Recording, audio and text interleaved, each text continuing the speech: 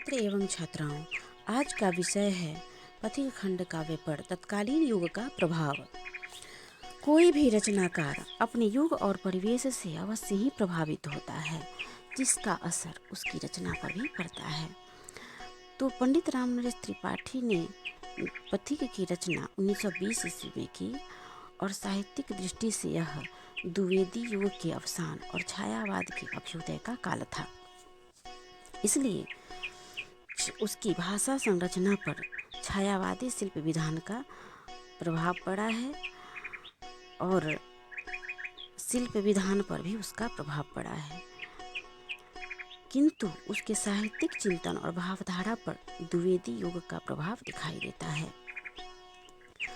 छायावादी काव्य में प्रकृति और प्रेम की सूक्ष्म अभिव्यंजना हुई, तो दूसरी ओर राष्ट्रीय सांस्कृतिक धारा के कवियों ने राष्ट्र प्रेम के गीत गाए। एक अन्य धारा भी प्रवाहित हुई जिसमें प्रणय और मस्ती के काव्य लिखे गए। राजनीतिक दृष्टि से यह काफी महत्वपूर्ण समय है, क्योंकि इससे पूर्व बंगभंग आंदोलन, होम रूल आंदोलन से देश में राष्ट्रीय चेतना की भावना जगी, तो दूसरी ओर सरकार की दमनकारी नीतियों के कारण निराशा के भाव भी जगे। अनेक भावधाराओं से देश आंदोलित हो रहा था। छायावाद का युग भारत के लिए अस्मिता की खोज का युग है। सदियों की दास्तां के कारण जनता रूढ़िग्रस्त हो गई थी, किंतु पाश्चात्य सभ्यता के आगमन ने रूढ़ियों से सुप्त देश की आत्मा को झकझोरा। विशेषकर अंग्रेजों की शिक्षा नीति ने बुद्धिजीवियों के आगे एक नए क्षितिज का द्वार खोला, जिसके फलस्वरूप भारतीय पुनर्जागरण का व्यापक आंदोलन हुआ। हम साहित्यिक क्षेत्र में देखते हैं कि एक ओर पंत प्रसाद, निराला आदि कवियों ने प्रेम और प्रकृति से युक्त रचना करने में अपनी तल्लीनता दिखाई, तो दूसरी ओर माखनलाल चतुर्वेदी, रामनरेश त्रिपाठी, बालकृष्ण शर्मा नवीन आदि कवि हुए जो अपने युग के आंदोलनों में सक्रिय भाग लेते थे और स्वच्छंदतावादी विचारधारा को लेकर राष्ट्रीय चेतना को संपुष्ट कर रहे थे। इस पृष्ठभूमि में हम देखते हैं कि देश के लिए समर्पित कवियों की एक अलग पंक्ति दिखाई देती है और उसी पंक्ति में पथिक काव्य देखने को मिलता है। पथिक खंड काव्य में तत्कालीन स्थितियों का यथार्थ चित्रण किया गया है। ऐसे भी किसी भी रचना पर उस समय की राजनीतिक, सामाजिक और सांस्कृतिक स्थितियों का प्रभाव अवश्य पड़ता है। तो पथिक में हम देखते हैं कि पथिक जो काव्य का नायक है, वह अपनी समस्याओं से घबराकर प्रकृति सौंदर्य का पिपासु बन गया है। वह सागर के किनारे तल्लीन होकर कहता है, प्रतिक्षण नूतन वेश बनाकर रंग बिरंग निराला, रवि के सम्मुख थिरक रही है नभ में वारिद माला। नीचे नील समुद्र मनोहर, ऊपर नील गगन है, घन पर बैठ बीच में विचरूं यही चाहता मन है।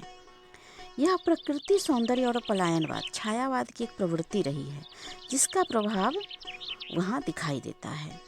कवि उसकी इस स्थिति को युग के अनुकूल नहीं देखता और इसीलिए वह साधु नाम के एक पात्र की सर्जना करता है।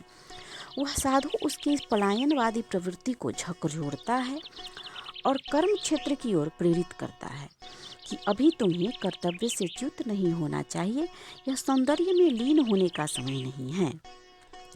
इसीलिए फिर कहता हूँ, डरो न दुख से, कर्म मार्ग सम्मुख है, प्रेम पंथ है कठिन यहाँ, दुख ही प्रेमी का सुख है। कर्म तुम्हारा अटल धर्म हो, कर्म तुम्हारी भाषा हो, सत्कर्म मृत्यु हुई तुम्हारे जीवन की अभिलाषा।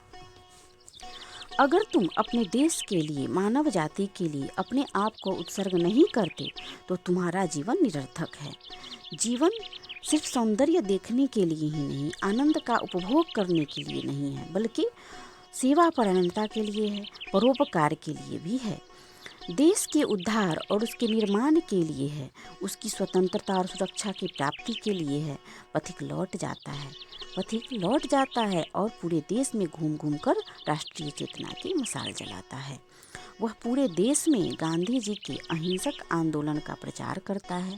इस तरह पूरे देश में सामाजिक राजनीतिक चेतना का संवेदनशील वातावरण तैयार करता है। तत्कालीन सत्ता उससे बौखला जाती है और उसे प्राण दंड की सजा सुनाई जाती है। फिर भी वह कर्म पद पर दृढ़ रहता है और देश की स्वतंत्रता प्राप्त कर राष्ट्रीय भावना जगाकर ही वह इस दुनिया से जाता है।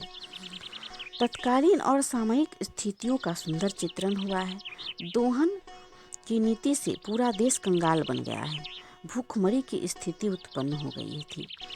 तो उस समय जो यह सामाजिक रूप से राजनैतिक दृष्टि से जहाँ असहयोग आंदोलन की प्रक्रिया प्रारंभ हो गई थी और भी अनेक आंदोलन जो है वह आरंभ हो गए थे, तो उसका प्रभाव भी दिखाई देता है। छायावादी युग का जो प्रकृति चित्रण है वह भी इसमें दिखाई देता है और सामाजिक रूप से जो स्थिति है वह जो है अंग्रेजों के शोषण से पूर्ण रूप से मतलब दोहन की नीति का शिकार हो गई थी। उन्होंने उस समाज का दोहन किया, प्रत्येक स्तर पर किया। शिक्षा नीति भी जो थी वह उन्होंने अपने देश के हित को ध्यान में रखकर ही बनाए थे, ताकि यहाँ पर किसी के अंदर कोई चेतना धारा जो है वह राष्ट्रीय धारा प्रवाहित न हो सके और सुप्तावस्था में जकड़े हुए मानव वैसे ही पड़े रहें, यानी भारतीय जो हैं वह बिल्कुल उनके दास बन के रहें। तो उनके दोहन से पूरा देश कंगाल भी बन गया था। भूखमरी की स्थिति उत्पन्न हो गई थी।